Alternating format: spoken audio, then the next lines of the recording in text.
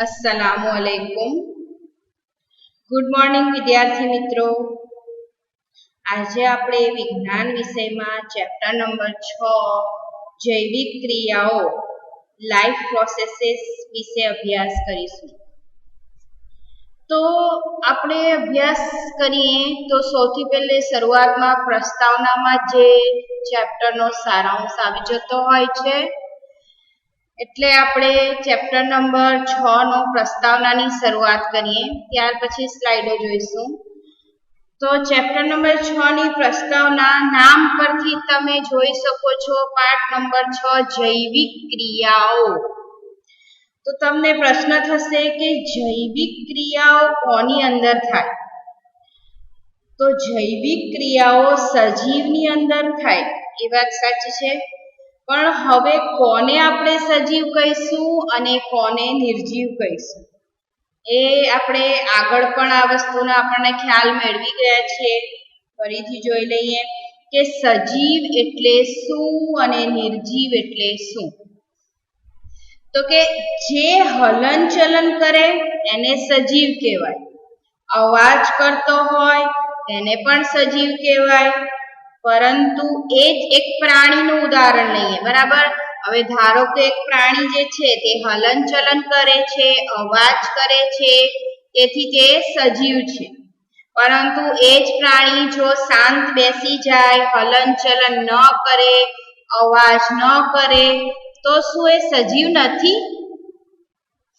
તો આ પરથી આપણે બીજું એવું લક્ષણ ધ્યાનમાં લઈ શકીએ વિદ્યાર્થી મિત્રો કે એ સૌથી ઇમ્પોર્ટન્ટ કે શ્વાસ લે છે। તો હવે આપણે એના લક્ષણો જોઈએ કે શું છે, હલનચલન કરી શકે છે, અવાજ કરી શકે છે, શ્વાસ લે છે, અને આગળ પર જોઈશું। તો નિર્જીવ કોને કહેવાય? નિર્જીવ વિશે શું કહી શકાય? તો કે નિર્જીવ હલનચલન કરતું નથી, અવાજ કરતું નથી, શ્વાસોચ્છ્વાસની ક્રિયા કરતું નથી। એટલે તમે અહીંયા જોઈ શકો છો કે સજીવનો નિર્દેશ એટલે સજીવ ઇન્ડિકેટ ઓફ લાઈફ, તો કે હલનચલન દર્શાવવું એ સજીવનું લક્ષણ છે। હલનચલન દ્રશ્ય કે અદ્રશ્ય, વૃદ્ધિ સંબંધિત કે અન્ય કાર્ય સંબંધિત હોઈ શકે। આપણે નેક્સ્ટ ધ્યાનમાં રહીએ કે આગળ વધીએ તો આપણે શ્વાસોચ્છ્વાસની ક્રિયા વનસ્પતિમાં જોઈએ। તો વનસ્પતિમાં શ્વાસોચ્છ્વાસની ક્રિયા જોઈએ તો શું વનસ્પતિ હલનચલનની ક્રિયા કરે છે? નથી થતી, આપણને ખબર છે, છતાં પણ આપણે એને સજીવ કહીએ છીએ। તો કેમ એને સજીવ કહીએ છીએ? કે જે વનસ્પતિએ સમયની સાથે વૃદ્ધિ અને વિકાસ પામે છે, તેથી કહીશું કે શું છે? વનસ્પતિ એ સજીવ છે। આ વસ્તુ આપણને નાનપણથી જ આપણે ભણતા આવ્યા છે કે વનસ્પતિ એ સજીવ છે। હવે બીજી વાત કે હલનચલન નથી કરતી, અવાજ કરતી નથી, પરંતુ શું કરે છે? શ્વસનની ક્રિયા કરે છે, જે આપણને દેખાતી નથી, છતાં તેને આપણે સજીવ કહીએ છીએ, બરાબર। તો કે જે વનસ્પતિ જે છે એ હલનચલન કર્યા વગર શ્વાસોચ્છ્વાસની ક્રિયા કરે છે, તો આપણે એને સજીવ કહીએ છીએ। અને સાથે સાથે એવા પ્રાણીઓ પણ છે કે જે હલનચલન વગર દરેક ક્રિયાઓ કરતા હોય, પોતાની હલનચલન સિવાય પર જે સજીવ તરીકે વર્તતા હોય, એટલે કે તે શ્વાસોચ્છ્વાસની ક્રિયા કરતા હોય છે। હવે આપણે જોઈએ કે આપણે સજીવ છે કે નિર્જીવ એને કઈ રીતે ડિફાઇન કરી શકાય, કઈ રીતે અલગ પાડી શકાય? તો કે એના મેં તમને આગળ કીધું એ પ્રમાણે એના મૂળભૂત લક્ષણોને ધ્યાનમાં રાખો। તો એના મૂળભૂત લક્ષણોને ધ્યાનમાં રાખો, ત્યારબાદ તેના શું આવશે? કાર્યોને ધ્યાનમાં રાખો। તો કે કેવા પ્રકારના કાર્યો? તો કે વૃદ્ધિ આધારિત કાર્ય કરતા હોય, અને ત્રીજું છે કે એના પુરાવો, કે જે કેવા પ્રકારના પુરાવો મળે છે કે આપણે તેના મારફતે કહી શકીએ કે સજીવ છે કે નિર્જીવ છે? તો આપણે આ 3 અગત્યની બાબતો જોવાની છે. કઈ બાબતો? ફરીથી વિદ્યાર્થી મિત્રો, લક્ષણ, કાર્ય અને પુરાવો. લક્ષણ એટલે કે શ્વાસોશ્વાસની ક્રિયા કરે છે, હલન ચલન કરે છે કે નથી કરતા, બરાબર છે. નેક્સ્ટ વન, કાર્ય. કેવા પ્રકારનું કાર્ય કરે છે? તો કે વૃદ્ધિ આધારિત કાર્ય કરતા હોવા જોઈએ. તેને સમયની સાથે વિકાસ પામે છે. અને છેલ્લું, પુરાવો એટલે શું? તો કે સજીવ છે એ જ ફક્ત પ્રજનનની ક્રિયા કરી શકે છે. પ્રજનનની ક્રિયા બાદ એ શું કરશે? એક સંતતિમાંથી પોતાના જેવું બીજું નવું સંતતિ ઉત્પન્ન કરે છે. મીન્સ કે એના ડીએનએ અને જનીન મળશે, પુરાવા મળશે, એના આધારે કહી શકાય કે સજીવ છે.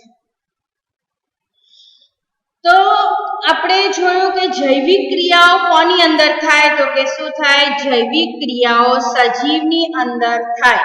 તો શું ફક્ત એટલી જ ક્રિયાઓ એની માટે જરૂરી છે કે જે સજીવ છે કે નિર્જીવ એની માટે? તો આપણે શું જોઈએ? નેક્સ્ટ જોઈએ કે કોષમાં કેવી પ્રક્રિયા થતી હોય? અણુ અને પરમાણુ જે છે, તમે ચેપ્ટર 1 માં ભણી ગયા છો, અણુ અને પરમાણુ સ્તરે થતી ક્રિયાઓ જે છે તે સૂક્ષ્મ સ્તરે થતી ક્રિયાઓ છે. આ ક્રિયાઓ પર સજીવની અંદર જ થતી હોય છે, જે અણુ અને પરમાણુ સ્તરે થતી હોય છે.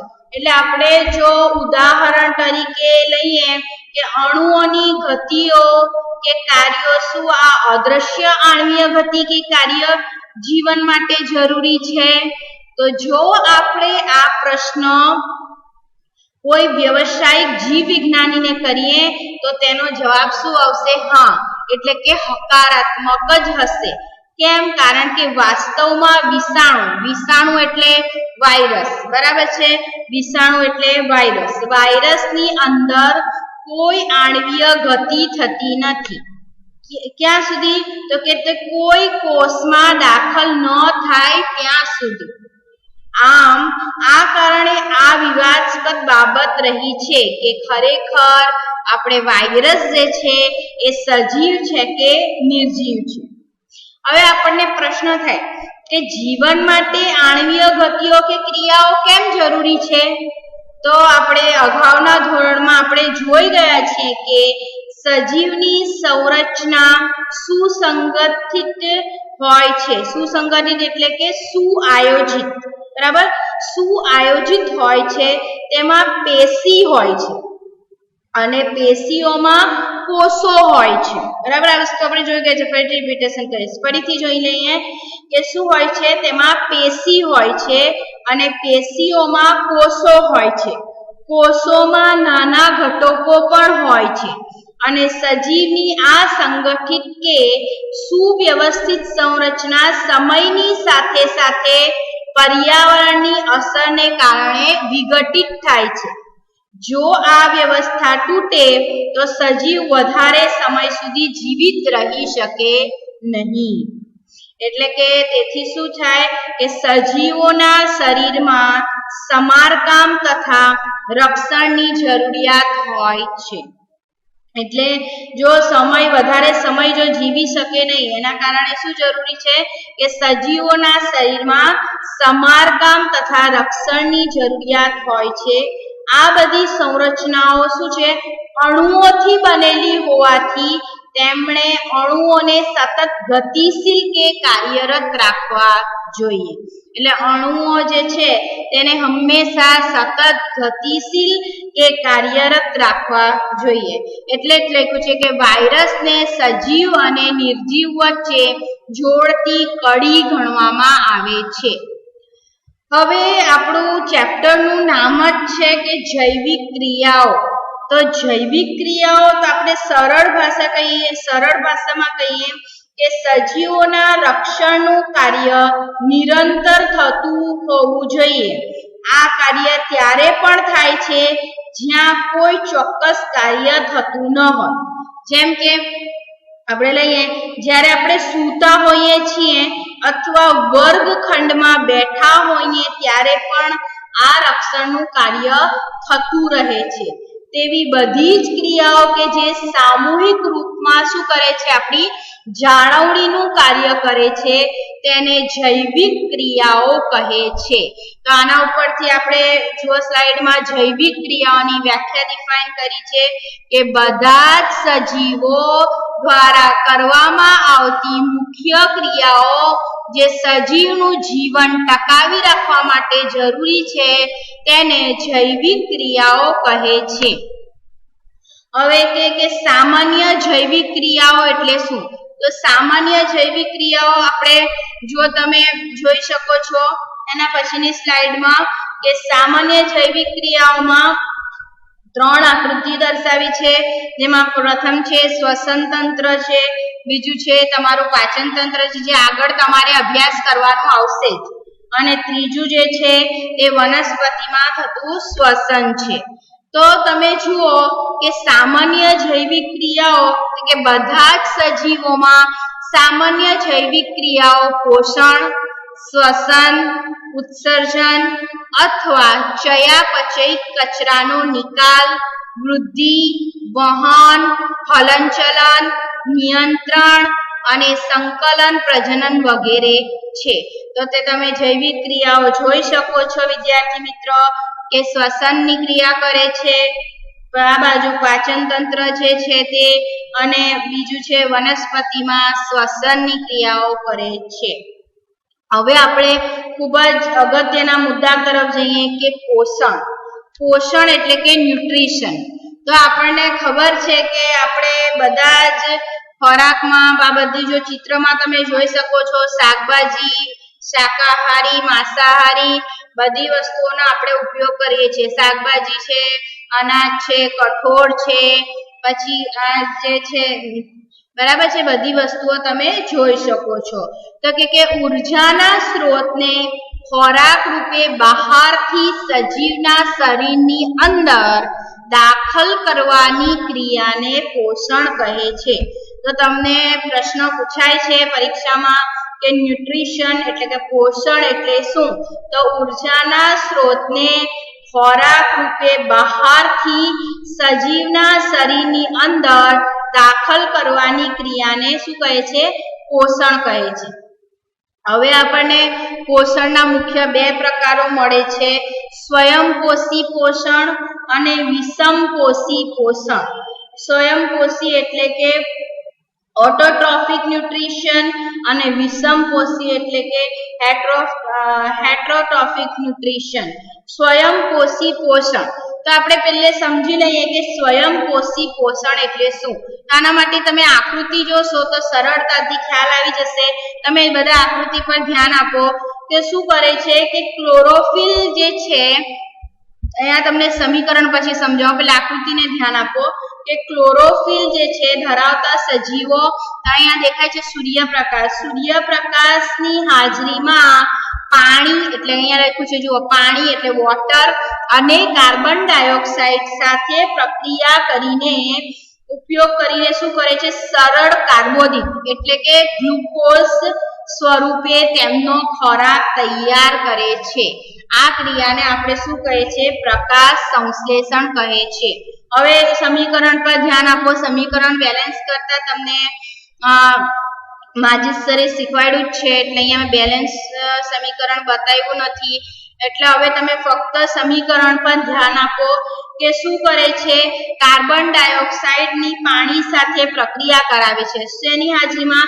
તો કે ક્લોરોફિલ ધરાવતા સજીવો સૂર્યપ્રકાશની હાજરીમાં. તો આપણને સરળ કાર્બોદિત શું મળે છે? ગ્લુકોઝ સ્વરૂપે મળે છે, અને ઓક્સિજન અને પાણી શું થાય છે? છૂટું પડે છે. એટલે તમારું પ્રકાશ સંશ્લેષણનું સમીકરણ જે ખૂબ જ ઇમ્પોર્ટન્ટ છે વિદ્યાર્થી મિત્રો, નોંધ કરી લો, CO2 + H2O ક્લોરોફિલ સૂર્યપ્રકાશની હાજરીમાં C6H12O6 ગ્લુકોઝ, એનું નામ શું છે? ગ્લુકોઝ, અહીંયા લખી દેજો ગ્લુકોઝ વત્તા 6O2 વત્તા 6H2O. તમારે ફક્ત સમીકરણ યાદ રાખવાનું છે, પછી બેલેન્સ જાતે કરી દેવાનું હોય છે. ઓકે, તો હવે જે પ્રકાશ સંશ્લેષી સજીવો જે છે એ સ્વયંપોષી પોષણ ધરાવે છે. એટલે આપણો મુદ્દો હતો ઓટોટ્રોફિક ન્યુટ્રિશન. તો પ્રકાશ સંશ્લેષી સજીવો જે છે એ સ્વયંપોષી પોષણ દર્શાવે છે. લીલી વનસ્પતિઓ અને કેટલાક પ્રકાશ સંશ્લેષી જીવાણુને આપણે શું કહીશું? બેક્ટેરિયા, જે સ્વયંપોષી સજીવો છે. એટલે વ્યાખ્યા જોઈ લઈએ કે સ્વયંપોષી પોષણ એટલે શું? તો કે આ સજીવો સરળ દ્રવ્યો પાણી અને કાર્બન ડાયોક્સાઇડ અકાર્બનિક સ્ત્રોત રૂપે પ્રાપ્ત કરે છે. અને બધી જ લીલી વનસ્પતિઓ અને કેટલાક જીવાણુઓ સ્વયંપોષી છે. એને આપણે શું કહીશું? સ્વયંપોષી પોષણ. એનું તમને ઉદાહરણ આકૃતિમાં તમે જોઈ શકો છો.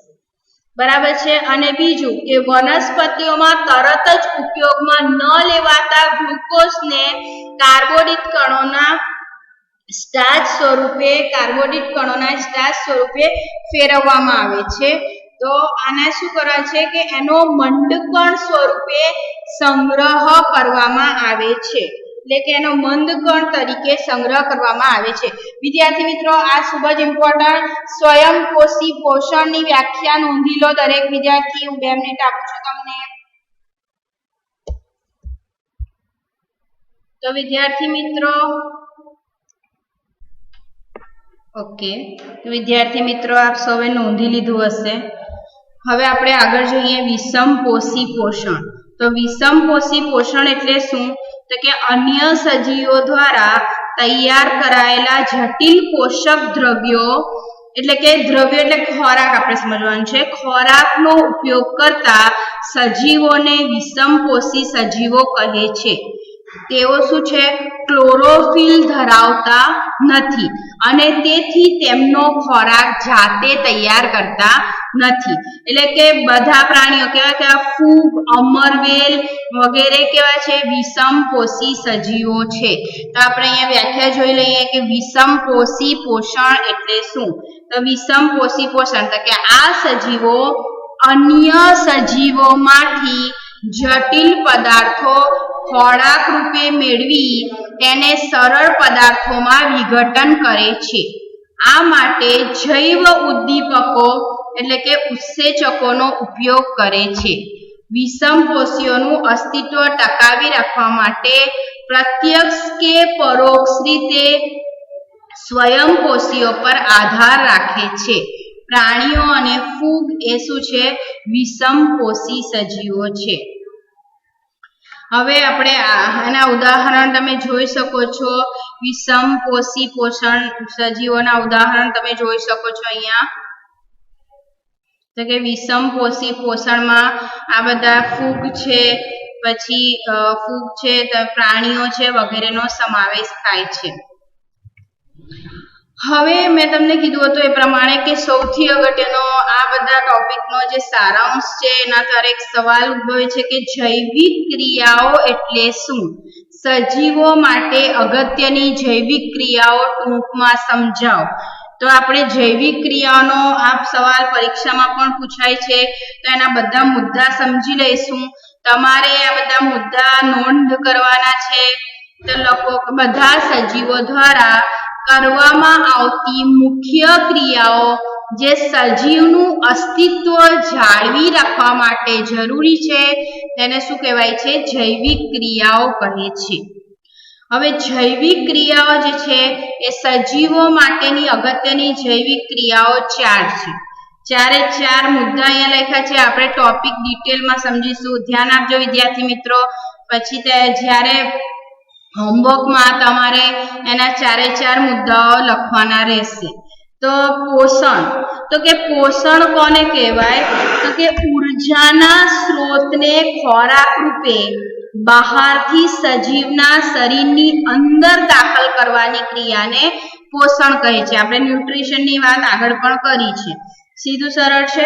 મોટા ભાગના ખાદ્ય પદાર્થો જે છે તે કાર્બન આધારિત છે અને આ કાર્બન જે છે તે સ્ત્રોતોની જટિલતાને અનુસરીને વિવિધ સજીવો વિવિધ પ્રકારની પોષણ ક્રિયાનો ઉપયોગ કરે છે। હવે પોષણમાં થયું હવે વાત કરીએ શ્વસનની। તો શ્વસનની અંદર આપણે શું લખી શકીએ તો કે સજીવ કોષોમાં કોષીય જરૂરિયાત માટે ઉર્જા પૂરી પાડવા ગ્લુકોઝ જેવા ખોરાક સ્ત્રોતનું ઓક્સિજનની હાજરી કે ગેરહાજરીમાં વિઘટન થવાની ક્રિયાને શ્વસન કહે છે। હવે તમને વ્યાખ્યા સ્વરૂપે પણ પૂછાય કે શ્વસન કોને કહે છે તો કે સજીવ કોષોમાં કોષીય જરૂરિયાત માટે ઉર્જા પૂરી પાડવા ગ્લુકોઝ જેવા ખોરાક સ્ત્રોતનું ઓક્સિજનની હાજરી કે ગેરહાજરીમાં વિઘટન થવાની ક્રિયાને શ્વસન કહે છે। શ્વસન દ્વારા શું થાય છે કે કાર્બન આધારિત ખાદ્ય પદાર્થોનું વિઘટન અને મુક્ત થતી ઉર્જાનું એટીપીમાં રૂપાંતર થાય છે। મોટા ભાગના સજીવો જે છે તે ઓક્સિજનનો ઉપયોગ કરતા હોવાથી જારક જીવી સજીવો અને જ્યારે કેટલાક આ ક્રિયામાં ઓક્સિજનનો ઉપયોગ કરતા ન હોવાથી તેને અજારક સજીવો કહે છે। તો તમને એના ઉપરથી પણ સવાલ આવી શકે કે જારક જીવી સજીવો કોને કહેવાય અને અજારક જીવી સજીવો કોને કહેવાય। હવે ત્રીજો મુદ્દો છે વહન। તો કે વહન એક કોષીય સજીવોમાં ખોરાક ગ્રહણ માટે વાયુઓની આપલે માટે કે ઉત્સર્ગ દ્રવ્યોના નિકાલ માટે કોઈ વિશિષ્ટ અંગની જરૂરિયાત હોતી નથી। કારણ કે શું કે સજીવની સમગ્ર સપાટી પર્યાવરણ સાથે સીધા જ સંપર્કમાં હોય છે અને બહુકોષીય સજીવોમાં બધા કોષો પર્યાવરણ સાથે સીધા સંપર્કમાં હોતા નથી। બધા કોષોની જરૂરિયાત સામાન્ય પ્રસરણથી પૂરી થઈ શકતી નથી। તેથી શરીરના બધા કોષો સુધી ખોરાક અને ઓક્સિજનને લઈ જવા માટે તેમજ બધા કોષોમાંથી એકત્ર કરાયેલા ઉત્સર્ગ દ્રવ્યોને દૂર કરવા માટે ચોક્કસ વહન તંત્રની આવશ્યકતા રહેલી છે। એટલે કે અગત્યની જૈવિક ક્રિયાઓમાં જે આપણે જોઈએ વહન પણ ખૂબ જ અગત્યનું છે। એ પ્રમાણે છેલ્લો મુદ્દો છે આપણો તે ઉત્સર્જન। તો આ ક્રિયા દ્વારા શું છે નાઇટ્રોજનયુક્ત હાનિકારક ચયાપચયિક દ્રવ્યો દૂર કરવામાં આવે છે।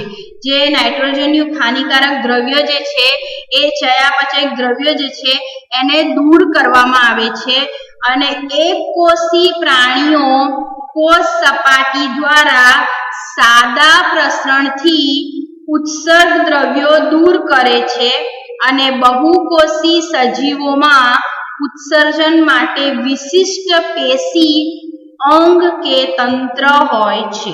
એટલે બહુકોષી સજીવોમાં શું હોય છે ઉત્સર્જન માટે વિશિષ્ટ પેશી હોય છે અંગ કે પછી તંત્ર હોય છે। થેન્ક યુ વિદ્યાર્થી મિત્રો।